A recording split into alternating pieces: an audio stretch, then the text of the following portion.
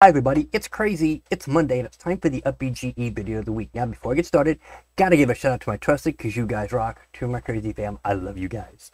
Now we're up to episode number 86, and last week we left off with, I'm just going to switch over to here real quick, we left off with playing around with textures and materials and trying to get it to where it looked, to where you can actually texture paint your models without having to texture paint a whole panel and then come back and see if it looks good.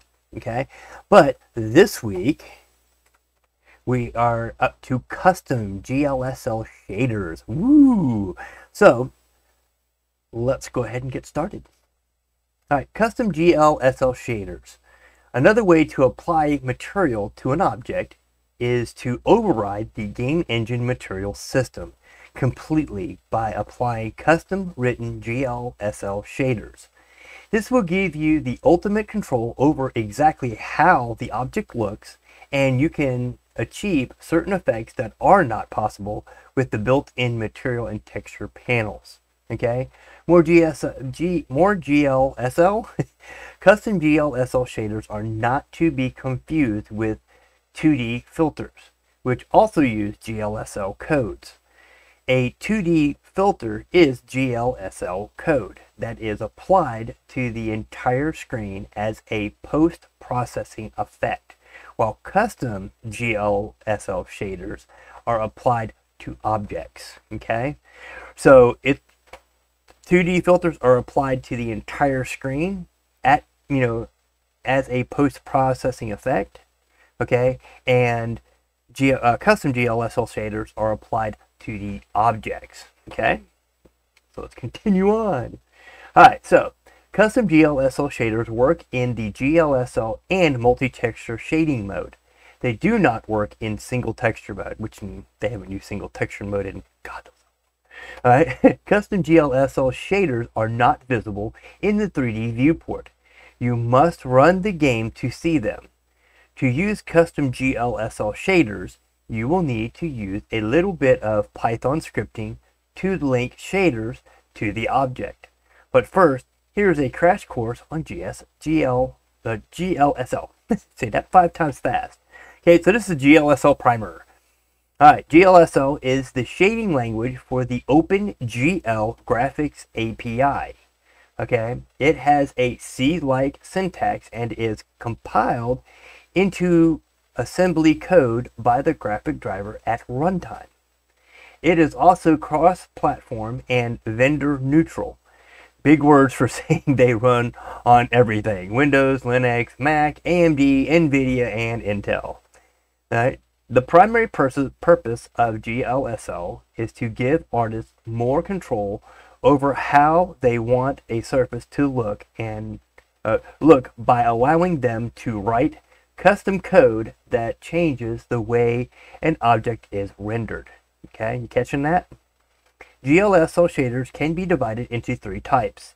They differ in where the graphic pipeline, the codes are executed and what types of data they have access to. Okay, so the first type is Vertex shader. Operates on vertices, allowing geometry transformation. Geometry shader, capable of generating or deleting vertices. And fragment shader, operates on each pixel on the screen, allowing texture and shading effects. So keep those in mind. Alright, all 3 categories of shaders share the same language construct and follow the same general syntax. The GLSL programs are executed in this order: Vertex shader, geometry shader, fragment shader.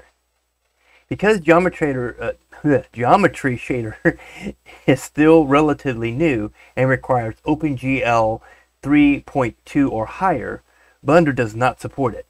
Okay, so we can't do geometry shader, which would be a nice one if we can. And I believe the 2.8 version or the 0.3 version in UPBGE does support it. I don't know. You'd actually have to go over to the UPBGE Discord server and ask them there, because I'm not really sure, because I haven't really been playing along with the 0.3 version of BGE. I've been staying with the 0.2 version. Okay, so only vertex shader and fragment shader can be used within the game engine at the moment.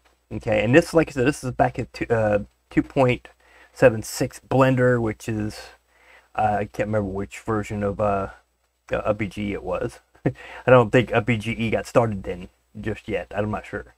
Correct me in the comments if I'm wrong.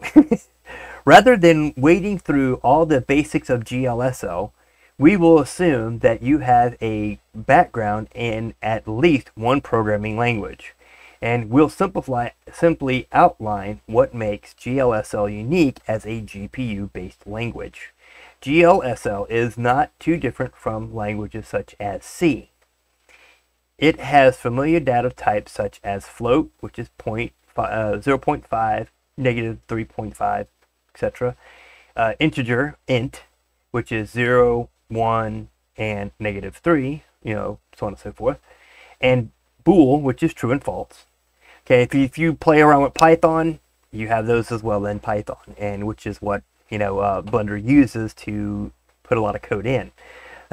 Also, because GLSL is designed to work with graphic data, which typically includes color information, RGB or RGBA, which is red, green, blue, and alpha. Okay, so the A means alpha. So if you're ever looking at that and you're going, why do they need to put an A on the end of the next version? No, it's actually red, green, blue, and alpha. So try to keep that in mind, okay?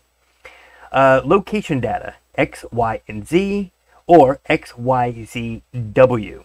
And I can't remember what W was. I used to remember it, but I know you've got your X-axis, your Y-axis, and your Z-axis, and I can't remember what. Oh, I believe it's weight, or something like that. I can't remember, but if you don't, you want to know, Google it and let me know in the comments, or come on over to the server and let me know there, because I cannot remember it to save my life. All right, so and matrices, which is 3 times 3 matrix, 4 times 4 matrix, and so on. There are many vectorized, I'm going to scoot up a little bit so we can get up to the top of the screen there. There are many vectorized data types designed just for this purpose.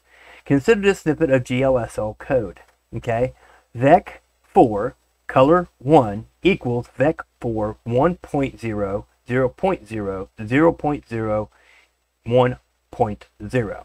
Okay, now it uses the brackets, I think it's colons, but I just call them brackets. Okay, next one is vec4 color 2 equals vec4 0.0, 0.5, 0.0, 1.0, and then vec4 final equals color 1 plus color 2.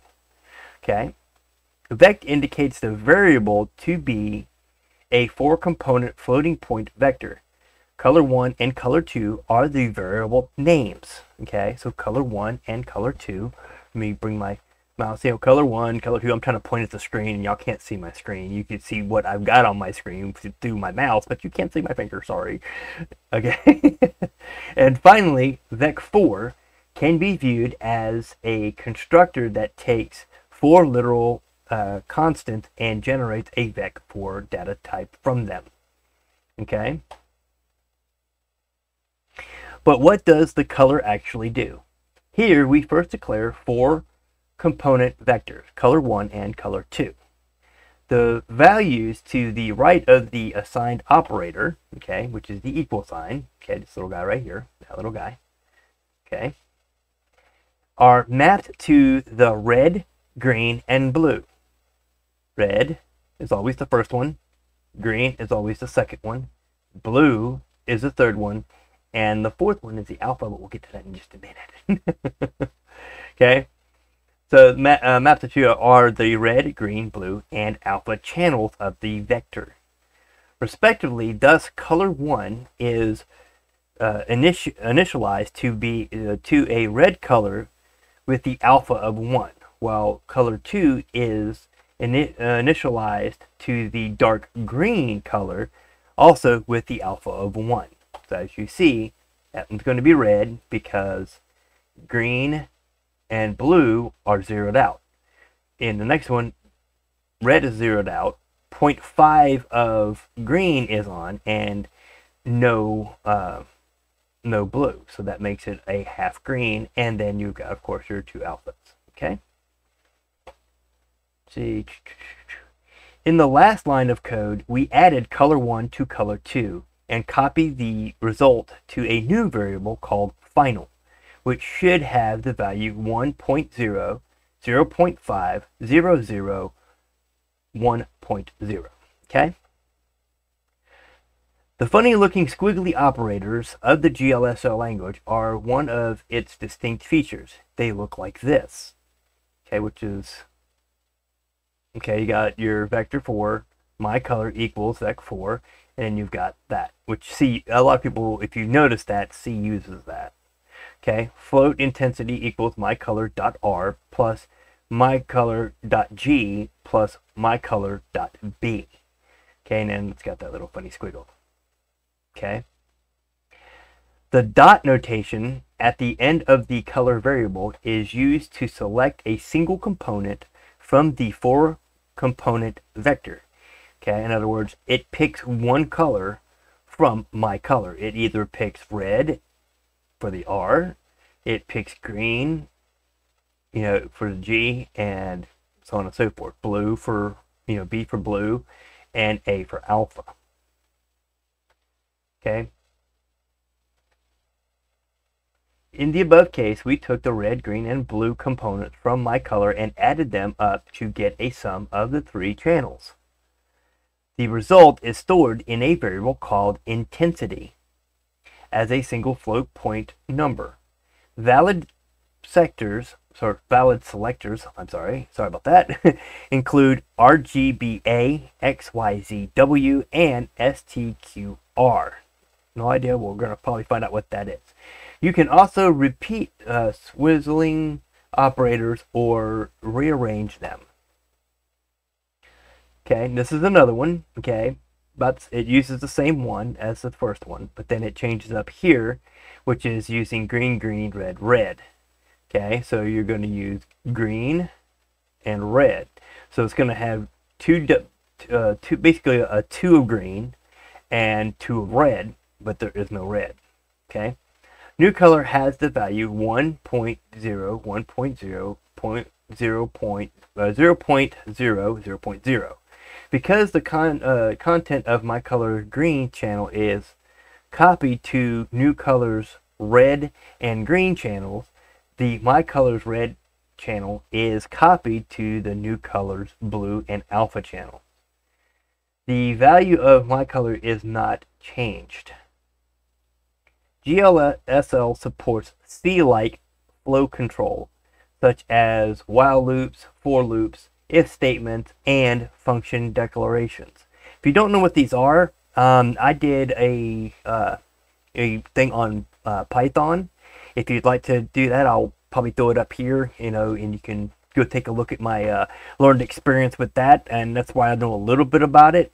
You want to try to get some kind of programming language. If you don't like it, it's good to try to get some in there a bit. You don't have to have a whole lot, but I would suggest learning a little bit more, so that way you have something about it, so you can create your own custom shaders, or do a lot more features than you can do with just logic bricks. Okay, because logic bricks give you so much of a point you can go to, but then you're gonna have to learn Python code or get somebody to write Python code for you to be able to get the effect you're wanting to get. Okay. All right, so although supported, branching with if statements is usually avoided because they are relatively slow, and it's the same thing in Python. The more if statements you have, the more it's going to drag. Okay, using if. If you must use if, be careful with writing your conditions. Floating point values in GLSL are usually not precise enough for an equality comparison operation to work. So instead of writing if my variable, or var, if my var equals 1, which might never evaluate to true, use the much safer if, ABS, okay, absolute value, okay, my var equals 1, or doesn't equal, minus 1.0 greater than 0.001, okay? This code will look at the absolute difference between the two values it is comparing and return true as long as the difference between them is small enough, which is 0.001 in this case. All right, let's see. Whew, we're a little high today. All right, so let's see. Yeah, we got a little bit more. We're gonna go ahead and push it through, okay? While we know you would enjoy learning about trigonometry, 3D math, matrix, or I can't even pronounce that one either, vector space, and LERP, teaching GLSL is not the aim of this book. The book OpenGL Shading Language by Randy J. Rost does a fantastic job of explaining what GLSL is all about. So if you like that, I'm going to try to see if I can find a spot to put that in here if I can. If not, I'll put it in the description below, okay? Let's see if we can find that book. Alright, so GLSL implementations gotchas. Because GLSL is compiled by the graphics driver, each vendor, AMD, NVIDIA, Intel, etc., does it a bit differently. This means that codes that work on one might not work on another.